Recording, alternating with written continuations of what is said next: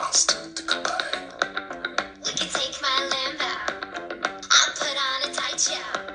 You sure you can handle? We be faster than Jacob.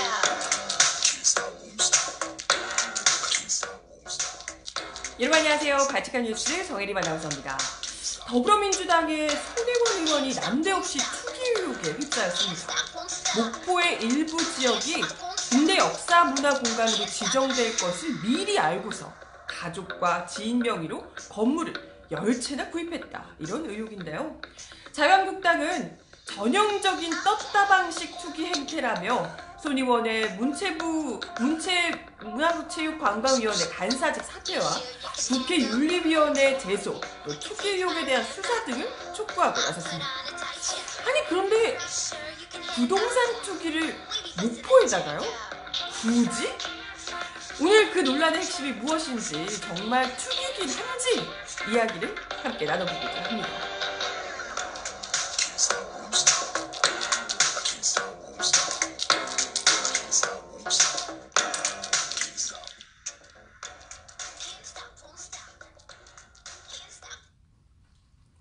네, 여러분 어서오세요. 발칙한 뉴스 정혜림입니다. 더불어민주당 손혜원 의원이 갑자기 부동산 투기, 이것도 무려 목포에서 부동산 투기를 했다는 의혹이 제기되면서 다른 이슈들을 막 이렇게 잡아먹고 있어요. 그래서 과연 정말 생소한 목포 부동산 투기 의혹이 진실인지, 지금 거기 굉장히 핫하다고 하는데 의혹이 제기가 되면서 갑자기 막 핫하게 떠오르고 있다고 하는데, 그게 어떤 내용인지, 진실은 무엇인지 함께 우리 발칙한 뉴스 애청자분들과 짚어보려고 합니다. 논란의 시작은 이렇게 보셨겠지만 SBS 탐사 프로그램이라고 하는 곳에서 이렇게 이제 손혜원 더불어민주당 의원이 전남 목포의 만호 유달동 일원이 이 목포 근대 역사 문화공간으로 지정되기 전에 이렇게 보시다시피 가족들 그리고 지인의 명의로 건물 10채를 매입했다.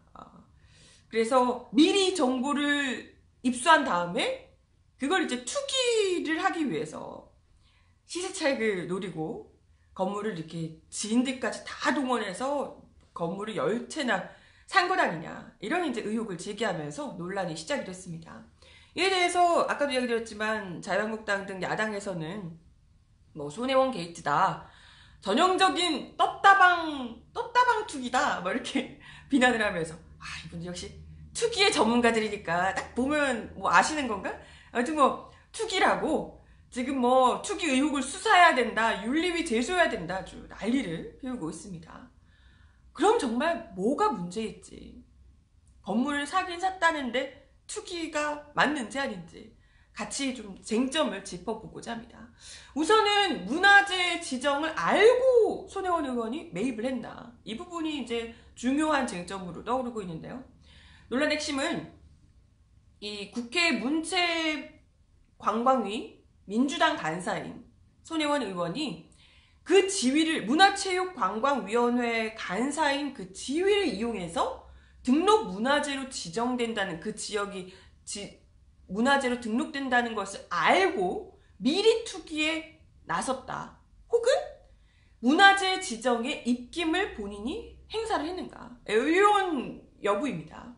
사전에 만약에 이 정보를 알고서 건물에 매입을 하게 된 거라면 어찌됐건 공직자가 업무 처리 중에 알게 된 비밀을 이용해서 재물 또는 재산상의 이익을 취하거나 제3자로 하여금 취득하게 해서는 안 된다라고 규정한 부패방지법 위반이라고 할 수 있습니다. 미리 알고 이걸 했다면.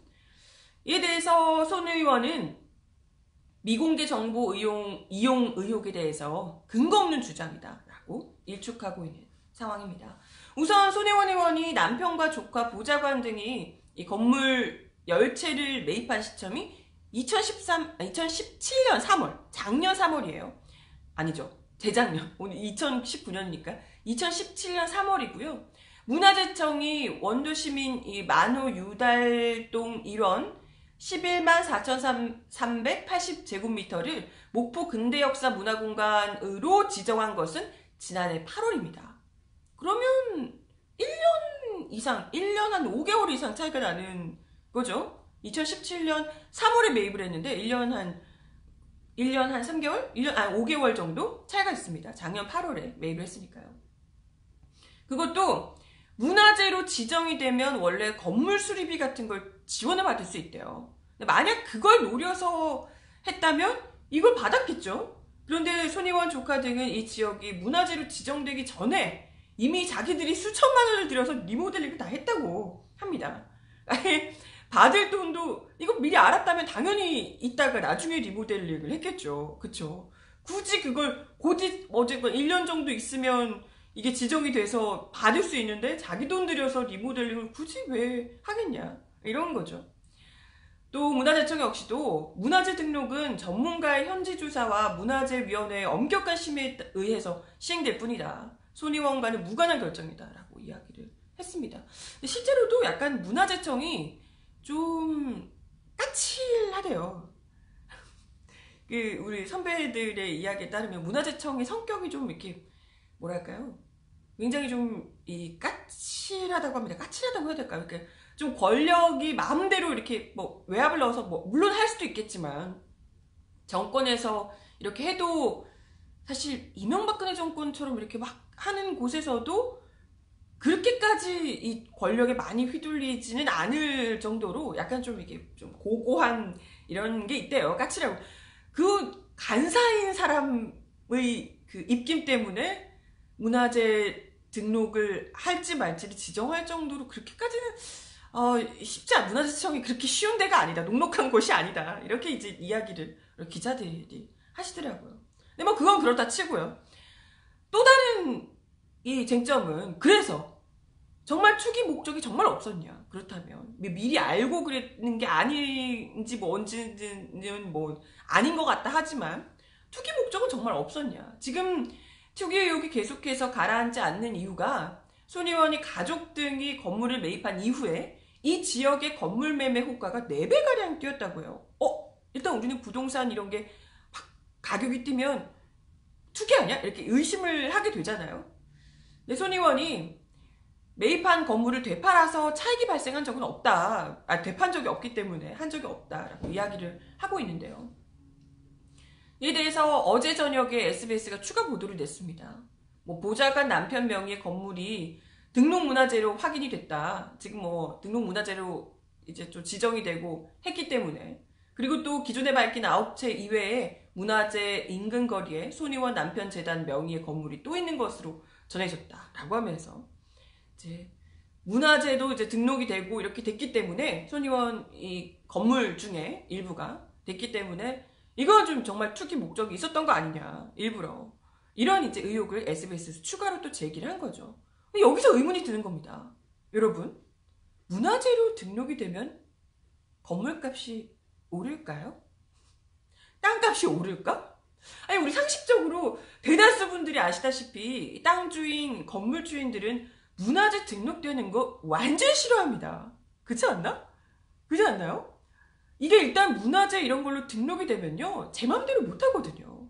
이걸로 뭐 땅 건물 용도 변경해서 막 이게 되팔고 막 이렇게 건물 더 올리고 이렇게 마음대로 못 해요. 문화재로 등록이 되면. 그렇잖아요.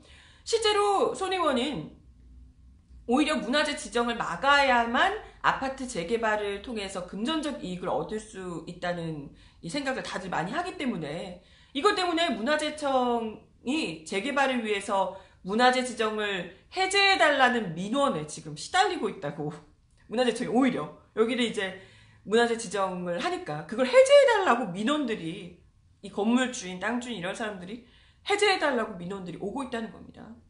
그리고 여기 그 지역에서도 뭐 아파트 원래는 밀고 아파트를 지으려고 하는데 그걸 손혜원 의원이 가서 우리 문화재를 지켜야 된다며 기사도 나와 있어요. 관련해서 우리 문화재 지켜야 된다며 아파트 못 들어오게 막고 막 이런 거 활동까지 하셨더라고요. 손혜원 의원이. 아니 만약에 정말 투기를 목적이었으면 아파트 건설 땡큐 하고 받지 않았을까요? 그걸 안 된다. 문화재 지켜야 된다. 이럴 일이 뭐가 있겠어요. 그죠?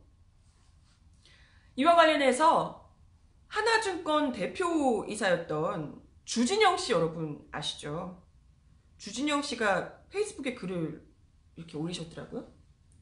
너 누구냐 너는 이라는 제목으로 SBS 보도가 뭐 어쩌고 손혜원 의원과 관련된 보도를 이렇게 이제 쭉 길게 관련해서 자기도 손혜원 의원으로부터 이 여기 목포 요 지역에 땅을 아니 건물을 매입하라고 계속해서 정말 귀에 딱지가 앉을 정도로 계속해서 그 뭐랄까 제안을 받았다라고 이제 이야기를 했습니다. 그래서요.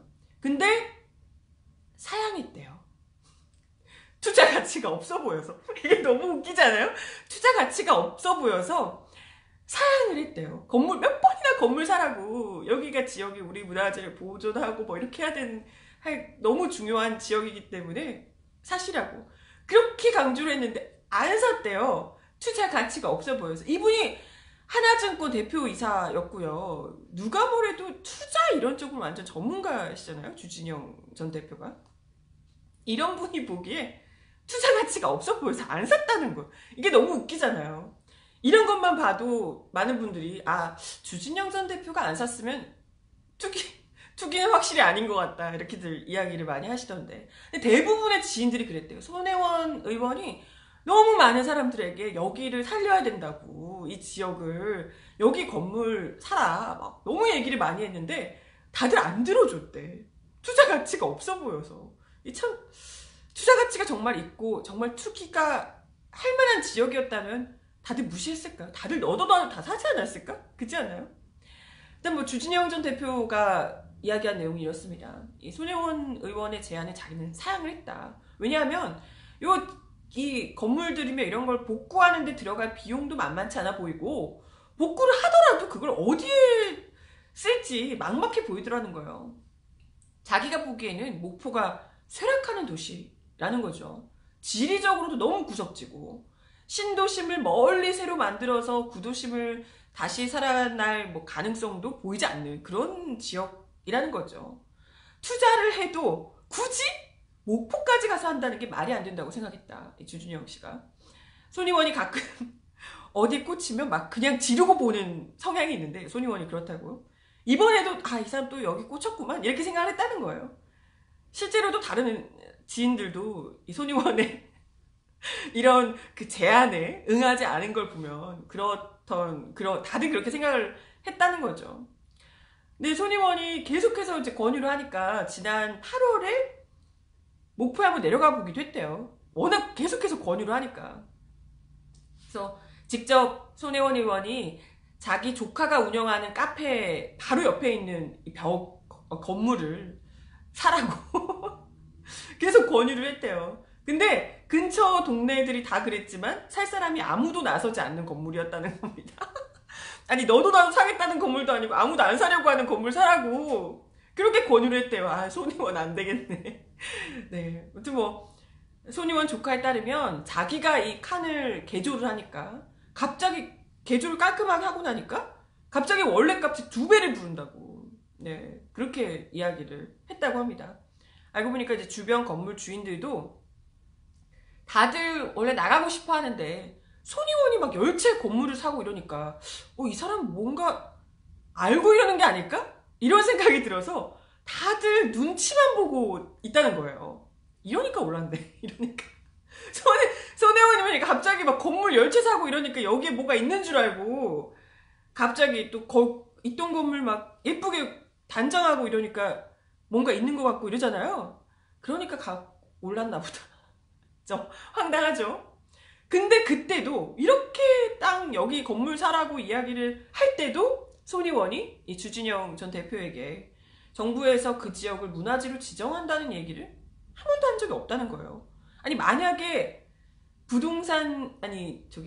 등록 문화재 지정하는 게 부동산 투기의 호재가 된다면 그걸 그리고 심지어 알았다면 투자하라고 얘기하면서 그 얘기를 왜 안 했겠어요? 그것만큼 설득력 있는 얘기가 없었을 텐데 그런 얘기를 아예 하지 않았다는 거예요. 그건 손혜원 의원이 전혀 몰랐거나 그걸 설사 안다 하더라도 그게 투자하는데 별로 의미가 없다고 생각을 했기 때문이라는 거죠. 실제로 목포 개발 가능성에 굉장히 회의적인 태도를 보이는 이 주진영 전 대표를 설득하면서 이야기한 게 뭐 문화재 지정 이런 얘기가 아니고요. 앞으로 정부가 전국적으로 도심 재생에 노력을 할 거다. 정부가 전국적으로 목포뿐만이 아니고 그런 경우에 목포의 이런 구시가지도 혜택을 받을 가능성이 충분히 있다. 이런 얘기를 계속해서 어필을 했다는 거예요.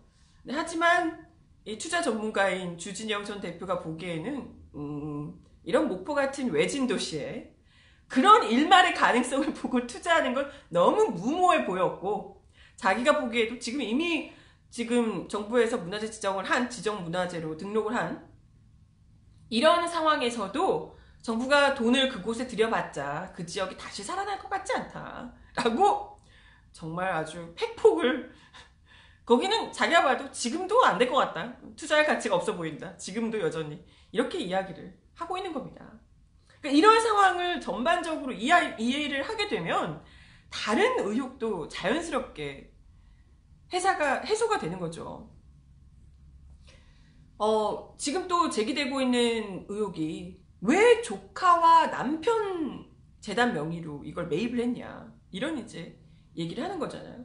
실제로 손 의원이 자기 명의가 아닌 조카 명의, 남편의 문화재단 명의 등으로 건물 매입에 나선 게 다름 아닌 투기 사실을 숨기기 위한 의도가 있는 거 아니냐 이렇게 이제 의혹을 제기하고 있는데 이것도 진짜 웃긴 거예요. 이 건물 매입 과정에서 두 조카에게 각각 1억 원씩 증여를 하기도 해서 더 이제 투기다 뭐 이런 얘기를 하는 거잖아요. 이게 뭐겠습니까? 아까 주진영 전 대표가 얘기했지만 아무도 안 살려고 사라고 주변에 얘기했는데 아무도 안 사는 거죠. 그러니까 본인이 돈 들여서 조카 거기 살라고 카페 하라고 돈 주고 1억 원씩 증여세 다 내고 증여까지 하면서 그렇게 했다는 거예요. 실제 손 의원의 주장은 이 슬럼화된 목포 구도심에 아무도 가서 살려고 하지 않고 매입하려는 사람도 없다 보니까 답답해서 주변 지인들을 설득해서 건물을 매입하도록 추천했고 그러다가 이제 또 조카까지 이제 그렇게 하고 했다는 겁니다. 그러니까 이 주진영 대표한테도 그랬지만 실제로 이 손 의원이 페이스북, 팟캐스트 이런 방송들을 통해서도 계속해서 목포의 이런 도시, 적산가옥을 산 뒤에 리모델링해서 문화적 가치를 높여야 된다 이런 주장들이 계속해서 했다는 거예요. 심지어 그때 당시에 MBC랑 인터뷰도 했어요. 방송 인터뷰에 나와서 목포 이런 데 와가지고 여러분들이 여기 구도심을 살려주셔야 됩니다 이러면서 엄청 강조를 해요. 아니 투기를 하는 사람이요. 그 중요한 정보를 여기가 좋은 지역이다라는 걸 방송에다 대고 얘기하는 사람이 있습니까? 일단 여러 사람이 몰리면 당연히 바로 땅값이 훅 뛸 텐데 자기 혼자 알고 있다가 이걸 이제 이득을 취하고 버리는 게 딱 이렇게 빠지는 게 그런 게 투기잖아요. 누가 사방팔방 돌아다니면서 여기에 사셔야 됩니다. 여기 건물 사세요. 여기에 와서 사람들이 살아야 됩니다. 이런 얘기를 왜 하겠어요? 그잖아요. 국회 문체위에서 함께 활동하는 이 우상호 의원이 손 의원이 국회의원 임기가 자기 끝나면 목포에 내려가서 이 방치되어 있는 보물 같은 이 적산 가옥 등을 살려서 원도심을 문화로 재생하는 모델을 만들어서 호남의 대표적인 관광지로 자기가 만들 거라고 아주 귀에 못 박히도록 주변 사람들한테 그렇게 이야기를 했다고 합니다. 그러다 보니까 이 지역의 지역구인 박지원 의원도 그렇게 고맙다고 손혜원 의원에게 고맙다고 이야기를 했다고 합니다. 박지원 의원이 그 라디오 인터뷰를 통해서 그렇게 이야기를 하셨던데요. 거기가 거의 폐허 상태였는데 손혜원 의원이 집을 사줬다. 폐허 상태였는데 다들 떠나고 막 이런 상태였는데 집을 사줘서 완전 무슨 해외 투자 받은 기분으로 참 잘했다. 이렇게 이야기를 했다며. 문화재청에서 역사문화공간 재생활성화 사업으로 지정하기 이전에 손혜원이 산 거다. 그리고 그 사업을 한 건 저다. 여기 목포를 도시 재생사업 지정을 받도록 사업을 한 건 박지원 의원 본인의 지역구니까 그렇게 했겠죠. 그래서 이 김현미 국토교통부 장관에게 문화재생사업을 하는 것이 훨씬 좋다라고 하면서 열심히 이제 추천을 했고 도종환 문화체육관광부 장관이 더 많은 예산을 들여서 역사문화 도시재생 사업을 추진할 것이다. 이렇게 이제 이야기를 했다는 겁니다. 그래서 이제 잘 추진이 돼서 이렇게 된 거고 사실 손혜원 의원과는 별로 상관이 없다. 라고 이제 이야기를 했다는 겁니다. 그리고 이제 목포 MBC에서 이런 보도가 나오니까 실제로 목포 MBC에서도 보도를 내놨더라고요. 목포 주민들이 손혜원 보도 사실과 다르다라고 이제 이야기를 하면서 죽어있고 잊혀져 있던 도시였는데 오히려 손혜원 의원에게 굉장히 고마워하고 있더라는 거죠. 목포시의 그 주민들이, 지역 주민들이 그분들로 인해서 죽어있던 도시가 잊혀졌던 것들이 다시 기억할 수 있고 복원할 수 있는 거, 이게 바람직하지 않냐라고 하면서 굉장히 긍정적으로 이야기를 하더라고요. 또 다른 분도 뭐 폐가가 있으면 되겠냐, 폐가 고쳐주니 얼마나 좋은 줄 아냐, 이 골목이 다 살아나면 우리도 같이 살고 너무 좋다, 이렇게 이야기를 하더라는 겁니다. 실제로는 이렇더라는 거. 이게 너무 웃기죠. 오죽하면 주위에서 손혜원 의원이 지역구 목포로 옮기려고 하는 거 아니냐, 이런 얘기까지 돌았다고. 얼마나 그분이 목포에 입만 열면 목포 막 얘기를 하시면서 거기 가가지고 도시재생이 어떻고 문화재를 어떻게 하고 막 이런 얘기를 계속해서 하시니까 그런 얘기까지 돌았다고 합니다. 그러니까요. 상식적으로 무슨 투기를 거기다 가겠어요. 그것도 문화재 지정하는, 그게 뭐 투기하는데 뭐가 좋다고, 그렇지 않습니까? 물론 문화 지정은 너무 중요한 일이지만 투기를 하려는 이 투기하는 꾼들에게는 문화재 지정은 이건 완전 아니라는 거죠. 아무튼 뭐 이런 의혹 덕분에 그 인근 카페가 모처럼 인산이네라는 얘기가, 손혜원 의원이 그래요, 카페라도 잘 돼서 다행이네요 라고 하면서 네, 글을 올리셨더라고요.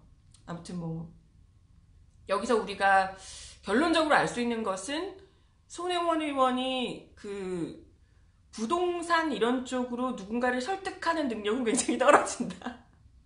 지인들이 그렇게 설득했는데 아무도 안 들어주는 거 보니까 그런 쪽으로는 능력이 굉장히 떨어진다. 투기 쪽으로는 굉장히, 이분이 사시는 데는 안 하는 게 좋을 것 같다, 이런 생각이 들면서, 네, 아무튼 이런 거 말고 진짜 투기하시는 분들 자유한국당에 엄청 많을 텐데 그런 분들이 좀 파헤쳐봤으면 하는 생각이 드네요. 그죠? 장난할 텐데 그런 분들 진짜 제대로 된 수도권 인근에 있는 지역들, 뭐 빵빵 터지는 지역들 미리 알고 사신 분들 엄청나게 많을 텐데 그런 분들이 좀 제대로 파헤쳤으면 좋겠다, 이런 생각이 드네요.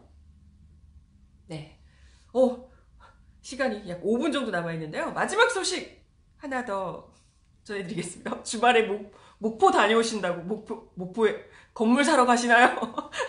네, 목포에 아무튼 얼마나 그 도시재생이 잘 되고 있는지 한번 갔다 와서 알려주세요.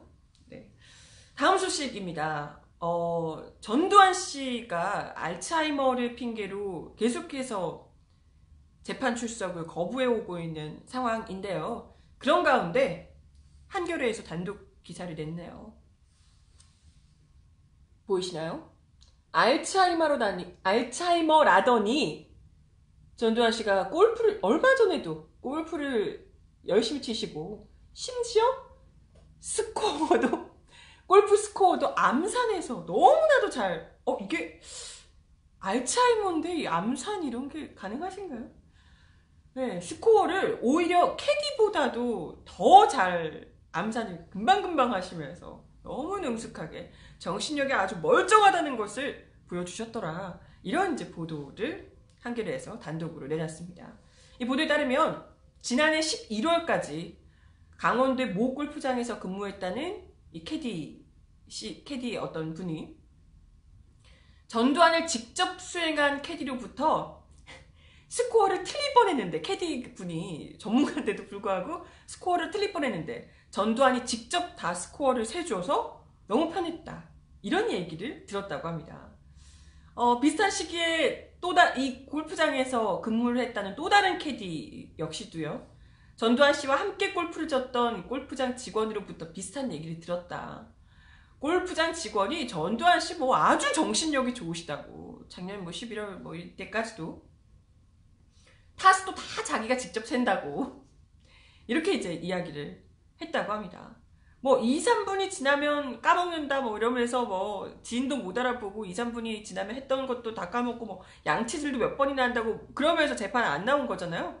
근데 전혀 말도 안 되는 얘기다 라고 하면서 심지어 캐디도 스코어를 정확히 센다고 노력해서 세는데도 헷갈리는데 골프를 치면서 본인 스코어까지 계산할 수 있다는 건 정말 이건 기억력이 굉장히 좋은 것이다 라고 이야기를 했다고 해요. 이러면서 뭐 클럽을 다 기억한다는 얘기도 골프장 직원으로부터 들었다고 하고 뭐 일단 알츠하이머 일수가 전혀 없는 것 같다 이렇게 이야기를 했다고 합니다. 실제로 이런 캐디들의 증언 외에도 지금 뭐 계속해서 전두환 씨가 골프장을 지인들과 출석을 하면서 매우 주변에서 보는 사람들의 증언에 따르면 굉장히 건강해 보이고 보통 알츠하이머 물론 이제 초기에는 안 그렇겠지만 지금 어제 굉장히 심하다고 얘기를 하는 거잖아요. 지금 뭐 제대로 지금 뭐 기억하고 얘기를 할 수 없을 정도다라고 하는데 그렇다고 얘기하는 것과는 너무 달리 지금 바로 지난달에도 전두환 씨와 그 이순자 씨가 같이 골프를 치는 것을 봤다고 목격자가 나왔는데 지난달까지도 나온 증언에 따르면 굉장히 건강한 상태로 지인들과 굉장히 의사소통도 뭐 정말 정상적으로 하시는 것 같았고 뭐 그리고 뭐 오히려 젊어 보였다고 오히려 나이대에 비해서 너무 젊고 건강해 보이더라 이런 증언들까지 했습니다. 이런 상황에서 알츠하이머 핑계로 뭘 거기까지 와서 증언을 할 수 없다며 증언을 하기에는 지금 뭐 상태가 너무 좋지 않다라고 얘기하는 건 명백한 핑계일 수밖에 없다.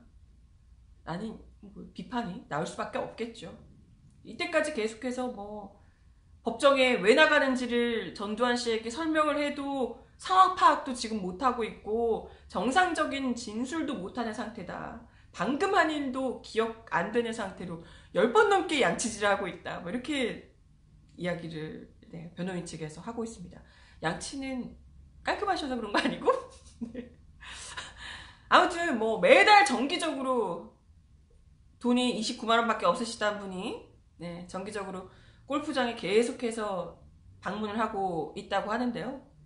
그러면서 매달 첫째 주 목요일 이렇게 골프장에 와서 가족들과 뭐 지인들과 골프를 즐기는 여유만만한 모습을 보이고 있다고 하는데 과연 우리 국민들이 알츠하이머라서 이 사람은 제대로 나와서 답변을 할 수 없겠구나 라고 생각하고 넘어가 줄 수 있을지 의문입니다. 아니 알츠하이머라서 진짜 모른다고 해도 일단 법정에 세워야 될 판에 와 끝까지 이렇게 국민들을 기만하고 거짓말을 일삼고 있는데 어떻게 분노하지 않을 수 있겠습니까 여러분. 그죠? 이분 얼른 당장 지금 당장 right now 재판에 세웠으면 좋겠네요. 정말 광주지법에 당장 세웠으면 좋겠습니다. 정말 어떻게 이렇게 건강하지 이 사람은? 네. 마침 시간이 1시가 됐네요. 오늘도 발칙한 뉴스 함께 해주셔서 감사하고요. 네, 저는 발칙한 뉴스 내일 12시 30분에 다시 오도록 하겠습니다. 오늘도 좋은 하루 보내시고 미세먼지 조심하시고 발칙한 뉴스 내일 다시 만나요.